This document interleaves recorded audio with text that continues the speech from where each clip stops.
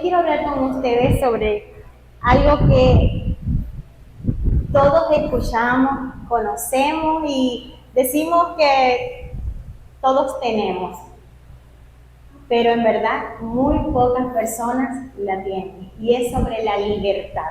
Somos llamados a libertad. Y yo quiero que leamos en Juan capítulo 8, Juan capítulo 8,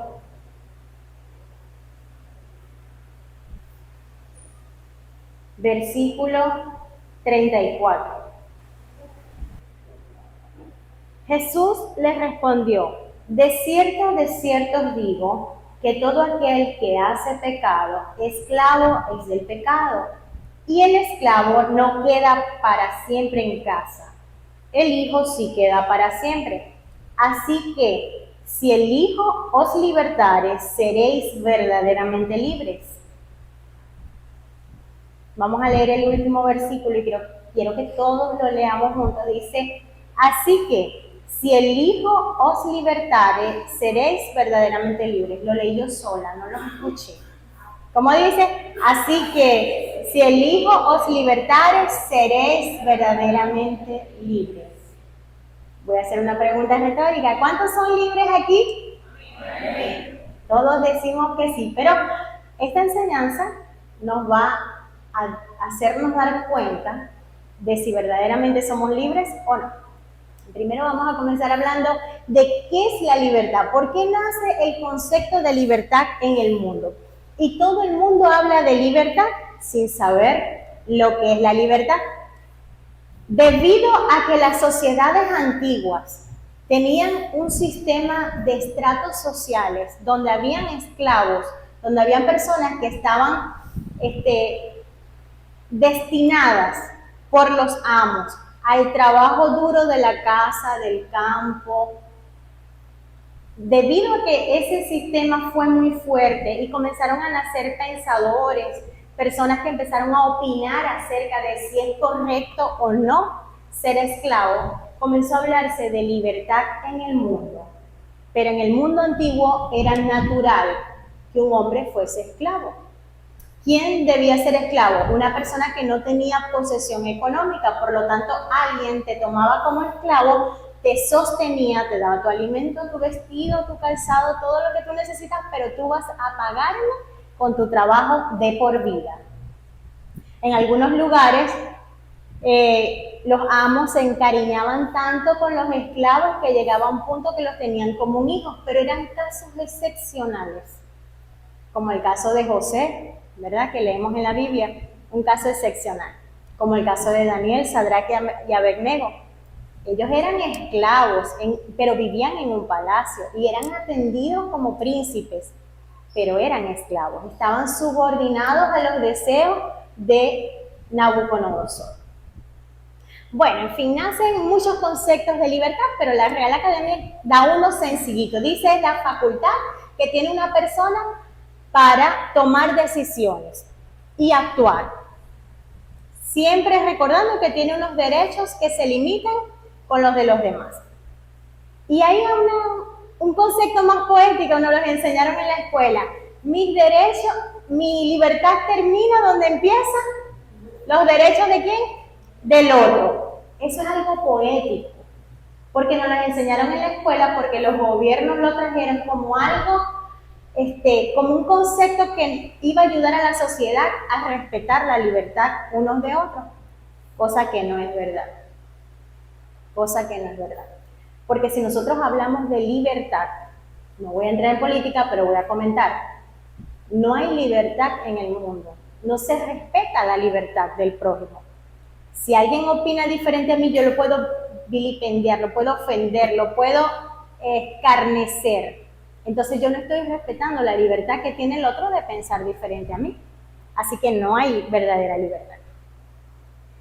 Cuando hablamos de libertad, de una verdadera libertad, tenemos que ir a la Biblia, porque la Biblia es el libro donde se habla más sobre la libertad del hombre que ningún otro libro. Y en la Biblia nos explica la palabra de Dios ¿Por qué debemos ser libres? ¿Para qué nos sirve esa libertad?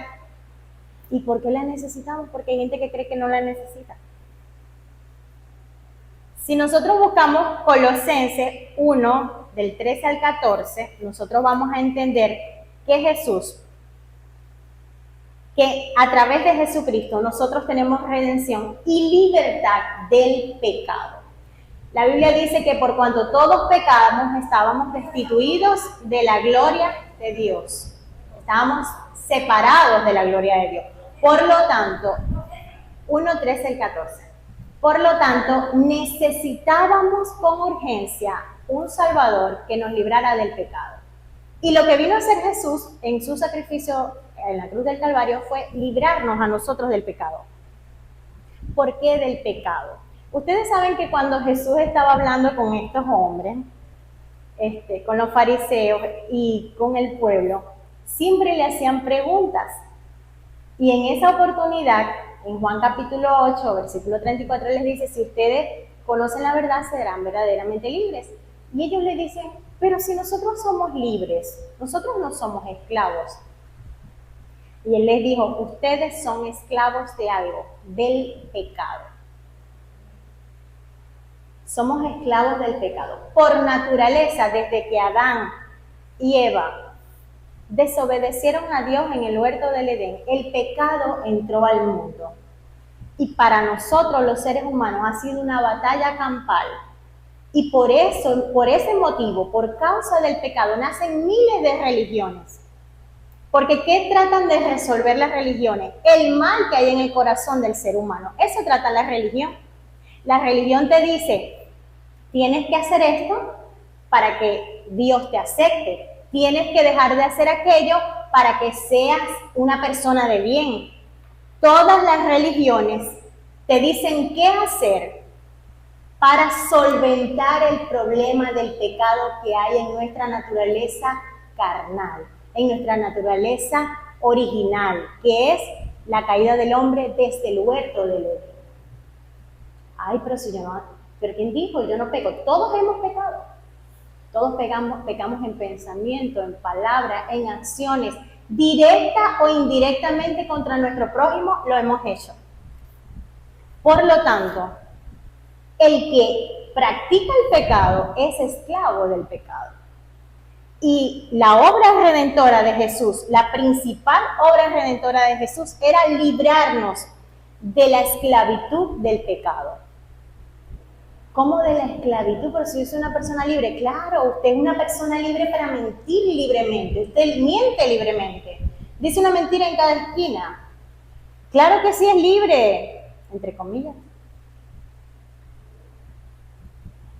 El pecado esclaviza al ser humano y corroe el alma de tal manera, mis amados, que la persona no es libre, no es feliz, porque no logra zafarse de los malos, de los malos hábitos, de las malas costumbres, de la bajeza, de la impureza, de la impiedad. Por eso es que Dios envía a Jesucristo, un cordero puro, sin mancha, sin arrugas, sin pecado, un cordero perfecto para limpiar el pecado de toda la humanidad. Entre esos pecados, los míos y los suyos. Para eso vino Cristo. Ahora, ¿por qué el pecado esclaviza a una persona? Porque por nosotros mismos no vamos a dejar de pecar. Ah, entonces ¿para qué vengo yo a la iglesia si yo no voy a dejar de pecar por mí mismo? Ah, porque Jesús, a través de su sacrificio, me limpia de pecado, me hace una nueva persona, me sella con el Espíritu Santo y el Espíritu Santo me da el poder y la autoridad para decir, no voy a mentir, no voy a robar, no voy a hacer lo malo porque a Dios no le agrada. Sin necesidad de que nadie me lo esté diciendo. No necesito a alguien que esté detrás de mí diciéndome, mira, no hagas esto, no hagas aquello, no hagas lo otro. Porque cuando llegamos a Cristo, el Espíritu Santo de Dios nos redarguye de justicia, de pecado y de juicio. Nos hace ver que somos basura, que necesitamos limpiarnos de esos pecados, que no podemos solos, jamás podremos solos. pero con la ayuda del Espíritu Santo de Dios nosotros somos más que vencedores y podemos, ¿qué podemos? Vencer al pecado. Amén. Entonces, esa es la primera obra redentora de Jesús. De eso nos viene a librar. Y qué maravilloso que Jesús nos pueda librar del pecado. Porque yo sé que a diario, usted que está allí sentadito, usted sabe que a diario batalla con cuestiones de su alma que usted no quiere hacer, pero las hace. Que usted no quiere decir, pero las dice. Usted a veces no quiere participar de ciertas cosas y participa. ¿Por qué? Porque todavía no ha aceptado la libertad de Jesús, la libertad que ofrece Jesús a través de su gracia. ¿De qué más nos vino a libertar Jesús? Ya con el pecado tenemos bastante, pero hay algo más de lo que nos vino a libertar Jesús, y es de la condenación eterna. De la condenación eterna, de la culpa, del miedo, del temor. El apóstol Pablo decía, no hay condenación para el que está en Cristo Jesús. ¿Por qué? Porque somos justificados por la fe en Jesús. Pero es que yo tengo una vida tan desastrosa, si usted supiera. Es que yo he hecho tantas cosas. Es más, yo he estado en la iglesia por 10 años haciendo muchas cosas malas. A Dios eso no le interesa. Cuando digo no le interesa, no es que dice Dios, ay, no importa, pobrecito mi hijo. No. Cuando una persona se arrepiente de su vida pasada, a Dios le importa su nueva vida y olvida el pasado de esa persona. A Dios no le interesa el pasado de nadie. Eso somos nosotros que juzgamos, que señalamos que fulanito de tal, que hizo esto, que hizo aquello, que anduvo. ¿Y yo? Todos tenemos un pasado que necesitaba de un Salvador y que ahora, gracias a Jesucristo, tenemos la libertad de olvidar esa condenación. Y aunque la gente nos señale, me resbala, ya Jesús hizo algo por mí. Y lo que Él piensa de mí, lo que Él dice de mí, que soy nueva criatura, que soy linaje escogido, nación santa, real sacerdocio, eso es lo que vale para mí. Y eso es lo que debe valer para nosotros. ¿De qué más nos vino a salvar Jesús? De la muerte. Debido a que el pecado hace una separación entre Dios y nosotros, todos estábamos destinados a morir eternamente. Y cuando digo a morir eternamente, nuestra alma iba a ser condenada al infierno. Créalo o no, la Biblia dice que un día vamos a comparecer ante el tribunal de Cristo, vamos a presentarnos delante de Él, y Él a los justificados, no los que nos merecíamos la gracia, no los que nos merecíamos la salvación, a los justificados le dirá, vengan benditos de mi Padre. Pero a los injustos, que no decidieron aceptar la libertad que Él entrega aquí, los va a enviar al lago de fuego que arde. Y dice con fuego y azufre. Debe ser horrible porque el azufre huele espantoso. Y mezclado no me imagino. Pero eso es lo que Jesús prometió. Para los justos y para los injustos. Ahora, la libertad que Cristo nos da, y quiero hablar de la libertad porque no podemos confundir libertad con libertinaje, ni tampoco podemos pensar que la libertad la podemos comprar o la podemos obtener por cosas que nosotros hagamos. Les dije, la religión dice, haz esto para que obtengas esto. Si haces esto, te premio. Ahora, la gracia de Jesús te dice, por cuanto todos pecaron y estaban destituidos de la gloria de Dios, ¿verdad? Vino Jesús y en Efesios 2, 8, 9 dice que por gracia somos salvos. ¿Y qué es la gracia? Es un don, un regalo no merecido. No merecemos que Jesús nos tome en cuenta, pero Él, por su amor y su misericordia, nos tomó en cuenta para darnos una vida nueva y una vida eterna con Él. Eso es la gracia. No debemos cuidarnos de no caer en la religiosidad de creer que porque yo haga esto, Dios me va a amar más o me va a amar menos. pero tampoco debemos caer en el libertinaje de vivir como yo quiera, no me importa lo que pase ni lo que diga la gente, yo voy a vivir como yo quiera porque Dios me ama, porque entonces estaríamos jugando con ese regalo que Dios nos ha dado.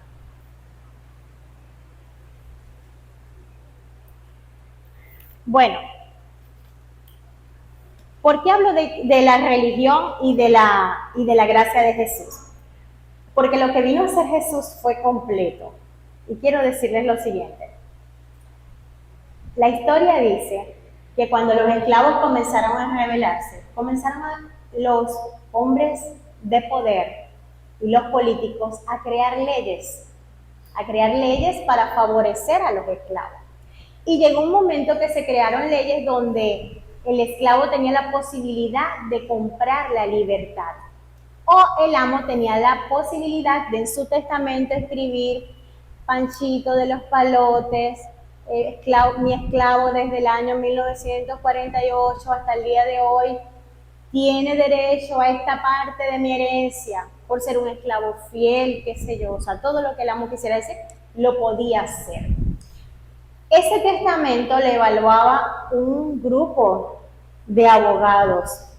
Lo llevaban ante el rey, en el caso de Venezuela, ante el rey de España, porque eso fue en la época colonial para Venezuela. Ante el rey de España, dije 1948, ustedes saben que en 1948 no había colonia en México, estoy 1848, ahí sí. Y el rey evaluaba y de acuerdo a la platica que iban a soltar, le daba la libertad. Un documento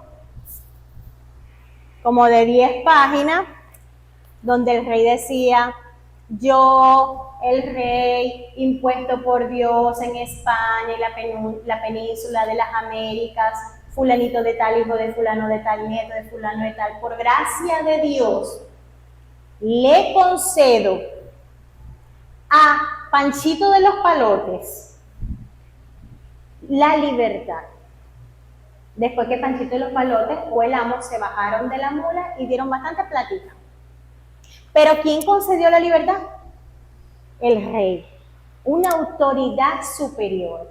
No podía venir un esclavo cualquiera y decir: yo soy un hombre libre. Le caían a palo, a latigazo, lo amarraban o hasta lo podían matar si un esclavo decía que era un hombre libre.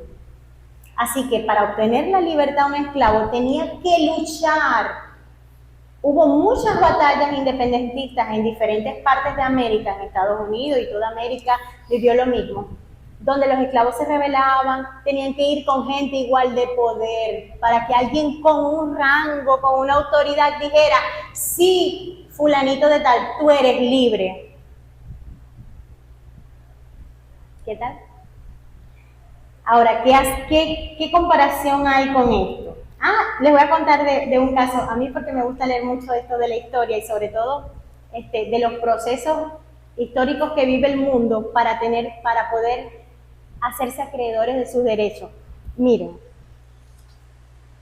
el apóstol Pablo le escribe a la iglesia de Galacia y en una oportunidad les dice así: oh Gálatas insensatos. Ustedes son unos insensatos. ¿Por qué ustedes no están firmes con la libertad con la que Cristo los ha hecho libre? Y ahora quieren volver al yugo de la esclavitud. ¿Por qué el apóstol Pablo dice esto? Porque en Galacia la iglesia comenzó a hacer una revuelta y a obligar a la gente, a los hombres, a circuncidarse y a cumplir la ley como se cumplía en la antigüedad del pueblo judío. Así que estaban agraviando a las personas y estaban ofuscándole porque tenían que circuncidarse. Y el apóstol Pablo le dice: ustedes son unos insensatos. ¿Por qué ustedes hacen eso si ya Cristo nos hizo libres a todos? Ya nosotros no tenemos que volver al yugo de la esclavitud.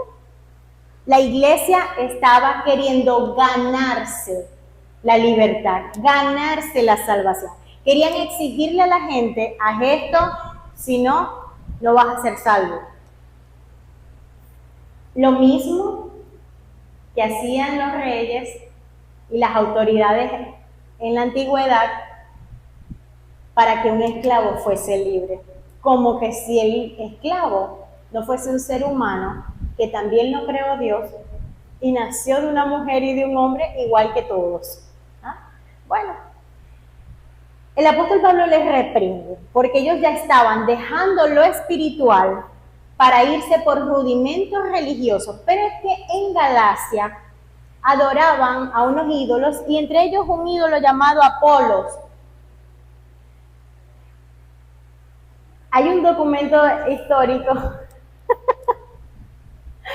donde una mujer, creo que se llamaba Nicaea, algo así, ella quería comprar su libertad y trabajó duro, una esclava. Y bueno, trabajó muy fuerte para comprar su libertad. Cuando alguien iba a comprar la libertad, llevaba la plata, llevaba una ofrenda al templo de Apolos. Y cuando llevaban la ofrenda al templo de Apolos autorizaba a los sacerdotes a hacer un documento. Y el documento decía: yo, Apolos, le doy la libertad a Nicasea, esta esclava, por gracia, pura gracia.